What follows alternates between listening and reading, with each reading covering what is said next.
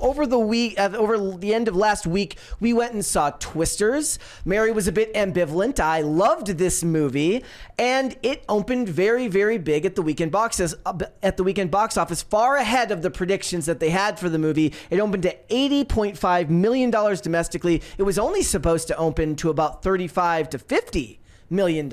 Biggest opening weekend ever for a disaster film. I assume they're adjusting for inflation. Day After Tomorrow opened in 2004 to $68 million. It's like You did the math. It's like $112 million now. So not the biggest of all time, but still. Second biggest opening for a live action film so far this year.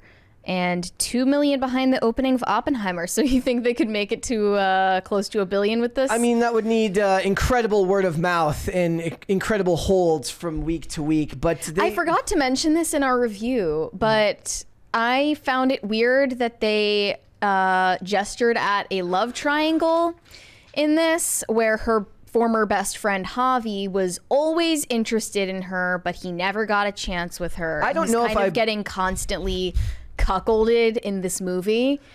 They just kind of brushed past that, but she also didn't really end up with a kiss scene with Glenn Powell at the end. She never seemed interested in Javi to me. She was never interested. Like, I don't know. I don't even know if that's necessarily what they were going for with that. What do you mean? Of course they were. He at the very last scene. I mean, he cheers on the other guy getting her, so I don't know how much I buy that. No, because he's a cuck.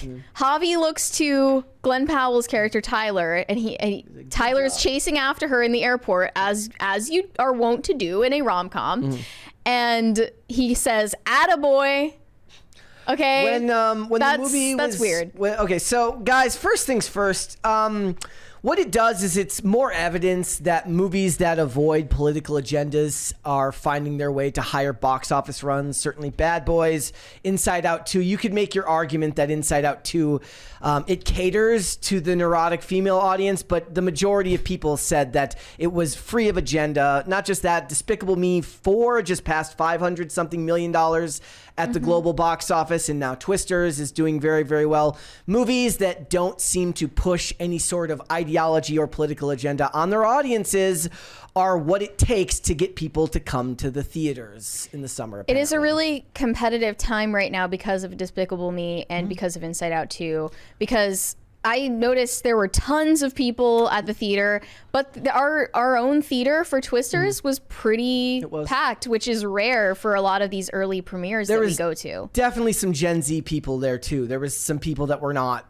They probably weren't my had age. no idea what the original was. Yeah, they didn't know that there was a Twister. They just loved They just know Anyone there's But a You Twisters and saw Glenn Powell and went to the movie. Right. Further proof that that's what you should be doing here, ladies and gentlemen. So when we left the movie on Thursday, I was explaining. I said, I guarantee you that at the end of the movie, you talked about Javi cheering on Tyler as he goes to to catch up with her. And I said, I guarantee you that there was a kiss scene. Guys, we're going to get into a little bit of spoilers here. So, be warned if you plan to go see Twisters. I think it's really, really good to see either way. But there definitely was a kiss scene. I said there was definitely a scene of them kissing that was left on the cutting room floor. And I was right about that one. So someone took an iPhone video of it in the airport. Yeah. Yep. At first, I had to double check and make sure that this wasn't Sydney Sweeney and that they were recycling the clip. She's wearing the jorts. I knew it was Daisy Edgar Jones. But they said, always remember what they took from us. Here's the thing, though. Like, who's letting people just film on iPhones on like closed sets at movie, when they're making movies these days? It's an airport. People have to be there. And theoretically, like the last shot in the movie, right? Like, there's no way this isn't the last scene, even if it doesn't get cut. I don't know. They don't just fit it in there. But yeah, they did show it, and it did get cut from the film. Now, they're saying that this was a note from Steven Spielberg. Yeah, in this interview. Let's listen to this clip. You guys filmed where you kiss, and obviously they didn't use it. What was your take on this in terms of, because I think it's great that you didn't. You know what I mean? It looks like you're the one interviewing. It wasn't it? Yeah. I think it was. do you know what it is? I think it stops the film feeling too cliched. Actually, I think there's something really wonderful about it. She's feeling wrong. like there's a sort of continuation. Like this isn't the end of their story, and that they're kind of united by their shared passion of something. And Yo, Brisket going to town right now. Speaking of shared My passion. man going crazy over there. They should have dressed Javi like this in the movie. He would have looked infinitely cooler. Yeah. No white polos. I also Party, yo. I also think that this movie is not about them finding love. It's returning that would be Kate crazy. to the thing that she loves, which is storm chasing, right? And so that's what you have at the end of the movie. Is like they share this thing, and like her passion is reinvigorated, her sense of home is reinvigorated. So like, I feel like a kiss would be sort of unrepresentative of the right goal, at the end of the movie. And it is a good Spielberg note. It's why Spielberg, that kid's still in this game. Yeah. It's amazing. I would call that mildly intellectually dishonest, because the whole point at the start is that her boyfriend is in the movie and then is, again, spoiler alert, taken by a tornado, right? Yes. So love taken is by storm, if you will. He was taken by storm. That's as good as me calling them storm-crossed lovers. But romance was part of the romance tragedy, movie. and it's treated that way. It's treated as such. So, look, I get the point that perhaps they would find it callous that they end on that note, given that she had exited a relationship via tragic means, but. Again, I think most people these days are like, just give us the cliche slop, because you don't give us any cliche slop anymore. We're not allowed to have traditional romances in movies these days without it being considered bad in some way, shape, or form. And the comments underneath the clip of them talking about it certainly seem to echo that sentiment. They're like, you should have just included the kiss. One of them said, acting like having a kiss would be the only cliche in the film. Please be serious. Yes. It was already riddled with cliches, which is true. Another one said, that made me 100 times more furious. I'm so pissed now. I get they gotta spin the BS on the interview circuit, but the entire plot of the movie is tornadoes and romance. The F do you mean a kiss would be too cliche? The ending is painfully abrupt.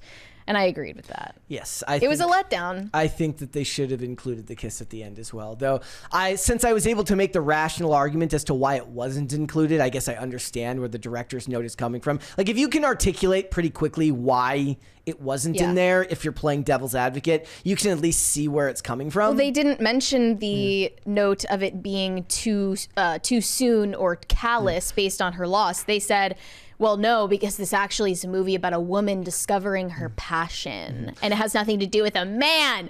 So that's exactly what they were saying in the interview, even though that's BS. It's not actually about her being callous to her dead boyfriend. It's about the fact that she's focusing on her new storm chasing hobby or / career. Yeah. That's not a good explanation. Yeah. A lot of people would probably say that maybe I said in our review, I said that Helen Hunt's, that Joe's impetus for storm chasing is probably more, to me, it was more heart-wrenching, given that she lost her dad at a young age, and that's the whole point of the original Twisters, is that her dad's bringing them down to a storm cellar, and he gets pulled away. I showed it to Olivia, and she's like, so the thing is like, if you guys, people who've seen the movie will know what I'm talking about. So it's amazingly done. It's done basically entirely with sound, with great sound design and flashing lights until the very end of the scene. But her dad gets her mom all the way into the storm cellar, and then has to go back up to open the door to let their dog in.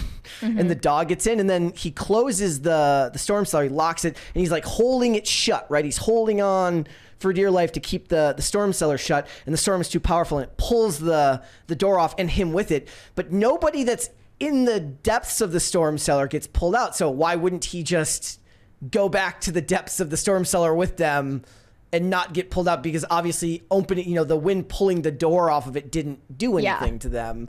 It doesn't Obvious matter. plot hole It is doesn't obvious. matter when you're watching it because it's so well done. Yeah. But yeah, but her. Well, is it implied that something similar happened to Kate's dad in the movie? Because she noticeably doesn't have a dad in the movie. No, what happens to her boyfriend is her version of what happened. So her dad is just like not there for some But it's reason. not even just her. But it's not even just her boyfriend though. The other members of the team, Right. Also, other than Javi, also it happens to as well. But guys, I think the big point to be made here is that Hollywood has tried really, really hard to perfect some mastermind formula when the simplistic answer is the one that they should be going back to, which is that simple stories about simple aspects or even complicated aspects of the human condition that are universally applicable. Something like love and romance is something that everybody can get behind. You throw in tornadoes and disasters for the boys, and you've got a movie for everyone. And it seems to be showing, given that it highly overperformed over the weekend. It does have a higher budget,